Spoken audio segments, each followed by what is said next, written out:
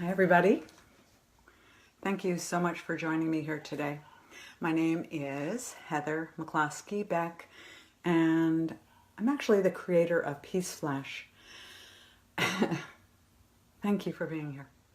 This is my first live talk. I do lots of talks in different places in our country, around the world.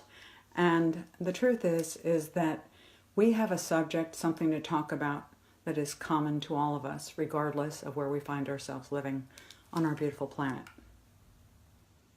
Welcome to Peace Flash.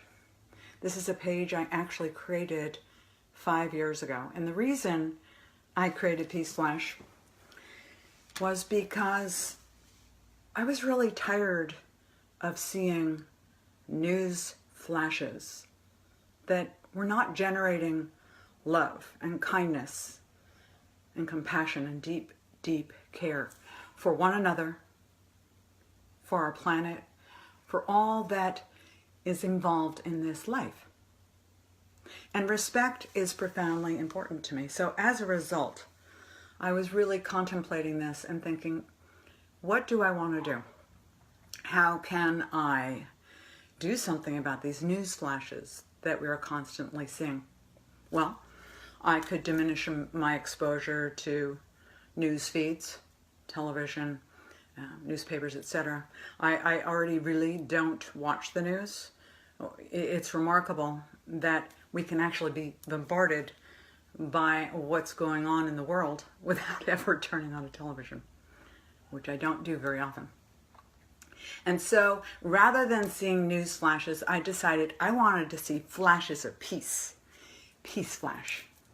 And so Peace Flash was born. So I thank all of you who are here on this talk, but also who've been part of our Peace Flash community. And I ask, if you resonate with what we're doing here, that you invite your friends to come join us and they can see how they feel about sharing messages of peace themselves. I also invite each one of you, if you truly want to share peace here on Peace Flash, please do that. Post here. We welcome it, and comment and interact. Today, I wanted to speak with you all about something that I call dynamic peace. Dynamic peace, let me just read to you what I have as a description here. Dynamic peace is the outward creative expression of a beautiful idea put into motion. By doing something that we love to do, we're inspired into action, thus fueling an experience of value and meaning within our lives. Okay, so what this really is saying, that you see, we're all born with our own intrinsic gifts. But what happens when we're born and we're fully locked and loaded, ready to be these beautiful creative expressions of that which we are in divine essence form, born into these human bodies? We meet the social enculturation, which would be our parents, our families, our communities, schools, religious affiliations, governments, whatever it is that influence us as we grow up. And while those influences their intention may be to be very positive and supportive and encouraging, often it actually derails us and takes us down pathways that didn't necessarily serve who precious little you or precious little me were born to be.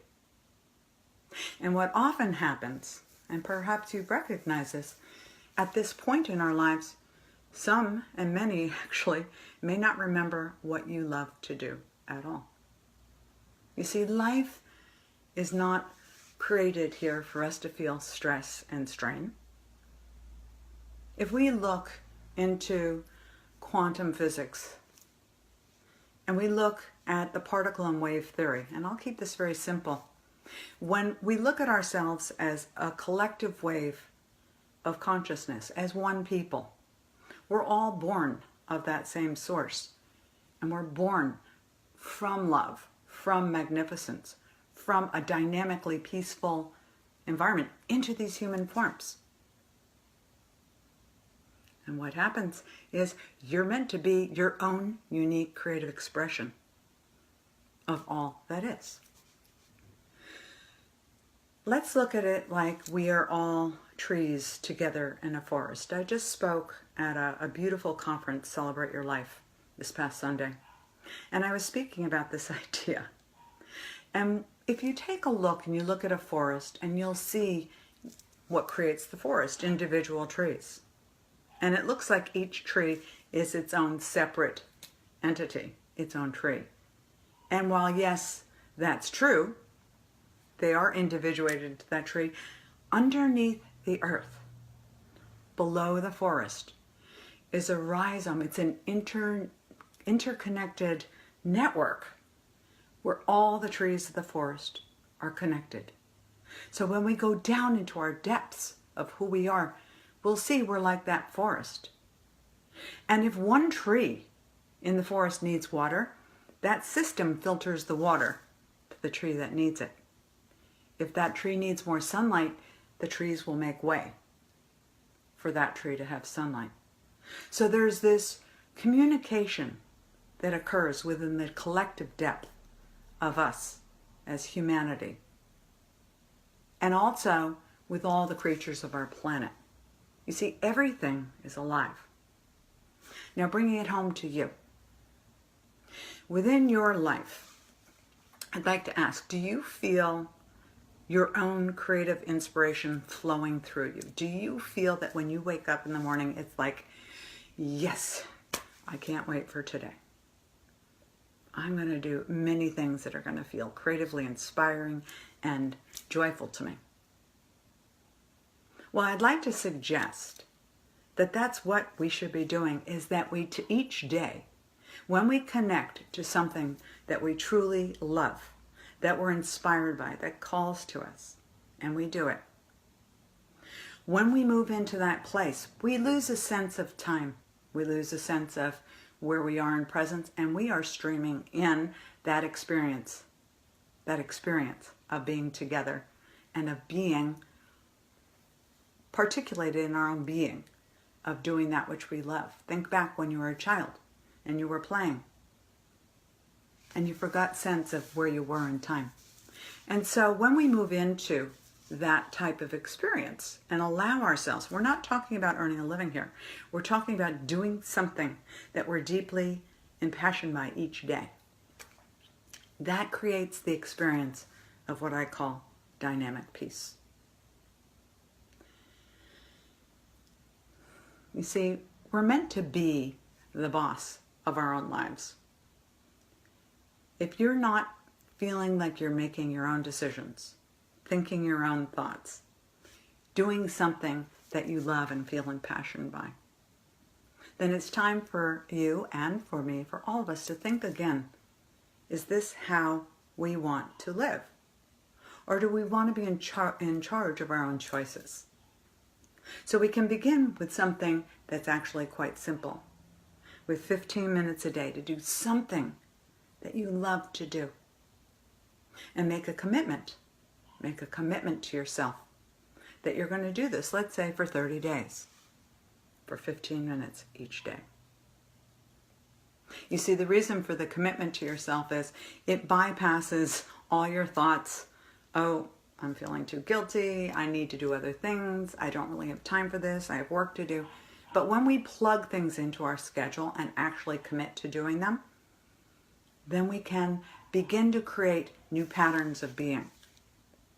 You see, when we get on an airplane and we hear the flight attendant begin, in the event of sudden loss in cabin pressure, put your own oxygen mask on first and then help those around you. Well, the answer why we need to do this is really pretty obvious, because if we don't, we're going to be unconscious, probably draped on the person next to who we're sitting with. So we need to, within our own lives, put our own oxygen mask on first, and then we can help those around us. When we do this, you see, images and metaphors are so important because they help us understand what we might be missing and how we might make the change towards something that will actually create a very dynamic and peaceful feeling within our lives. And I can tell you that when you begin to experience this joy, this peace that's in motion by doing that which you're impassioned by, over time people are going to notice that there's something different about you. That you're thinking your own thoughts. That you're making choices that feed your heart and soul. And that you're expressing yourself in this presence of peaceful joy. It's very simple, but it's not necessarily easy. And then when people begin to notice that you're behaving differently, that you seem differently, that you're lighter, that you're more dynamically peaceful, they're going to say, what are you doing? What's changed in you? And you can share with them. I'm attuning to what I want to do, what my gifts are. I may not know what they are right now, but I am committed to figuring out what that is. You want to join me? I hope this is making some sense to you. You see, it's a process of finding our way back to ourselves, which is finding our way back to peace. We can't create peace within our world until we're experiencing a magnificent peace, a gentle peace, a dynamic peace within our own selves. Because then we have the capacity, by presence, by being, to actually become an example.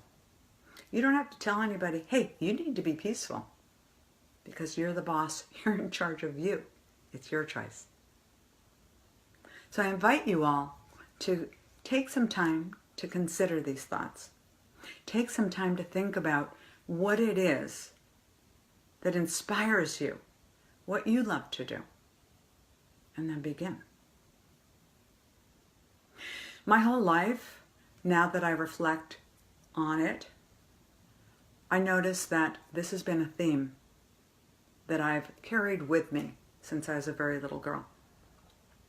We are in turbulent times, and through the 1960s, while I was growing up, we were in turbulent times then as well. Peace became a focal point very clearly within my life then, as it did for so many of us. Our music reflected it, the actions that were going on in our country. And now is a time to understand that we can actually do something. We can heal these wounds. We can all individually find our way back to ourselves. And actually to this place with intention of what we were born to do and be here. We are not here to be at odds with one another.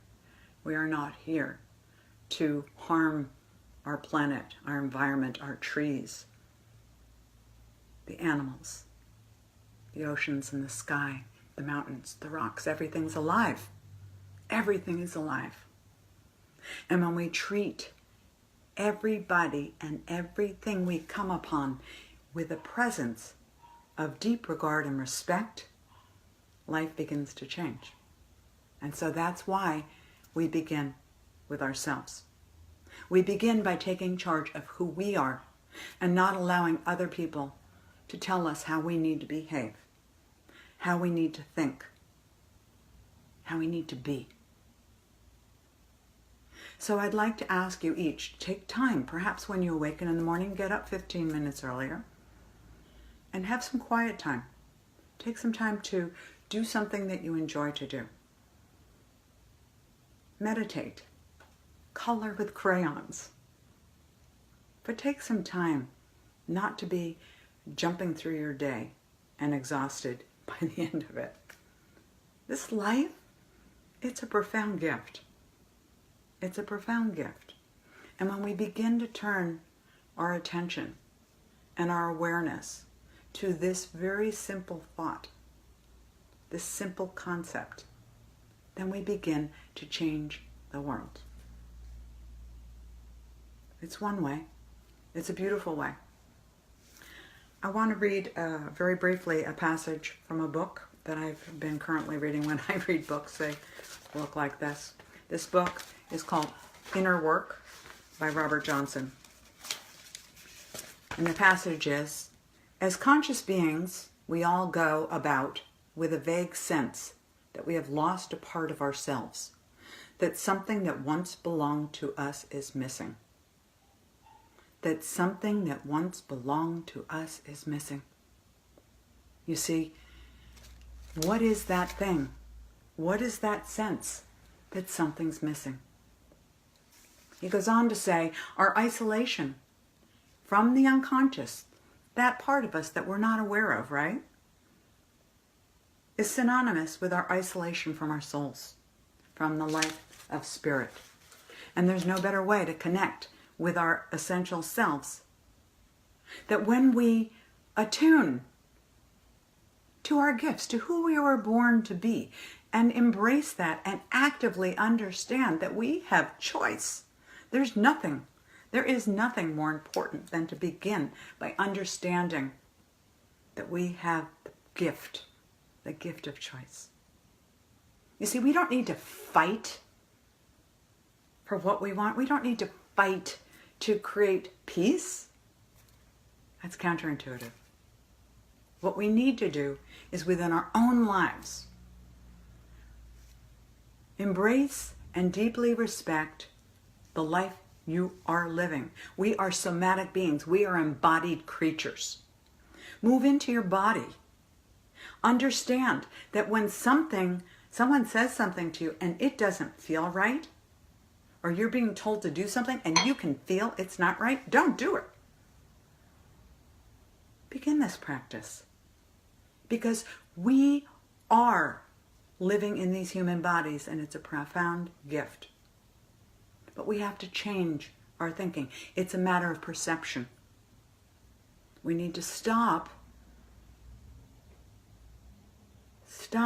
believing everything that we've heard of these structures and begin to contemplate the simplicity of you were born of absolute divine essence into this magnificent human form. And don't squander your opportunity to create a life that you love in the simplest ways. Because when we don't do what we love, when we miss that gift, we are participating in not creating peace on our planet. So we truly begin with ourselves. Thank you for listening. Thank you for taking this time. Some of you don't necessarily know who I am. As I said, I'm the creator of Peace Flash. I'm an author. I've written this book, Take the Leap, which does address some of these things. I'm a speaker, and I'm impassioned by music. I've been playing music since I was 3 years old, and singing. And I'd love to share all that with you in future conversations like these. I invite you, if you're interested in wanting to influence what we talk about here, feel free to message me. Please message me here on Peace Flash or on my personal page or my author page, Heather McCloskey Beck, because I want to hear from you. I want this to be a highly interactive exchange, a sharing of community where we can build this. We can build this together so that we can feel empowered with dynamic peace to create lives that we're truly inspired by and share that out into the world. And together we can create a very different complexion of what we're experiencing right now. These turbulent times are gifts. They are gifts to inspire us to say, hey, something's not right, but I got to look within me. I don't want to blame other people for what it is. I want to start with me. I love you all dearly. I'm truly profoundly grateful for you spending time with me. I will be speaking more. I will sing more. And I wish you all absolutely a beautiful day. And I wish you peace.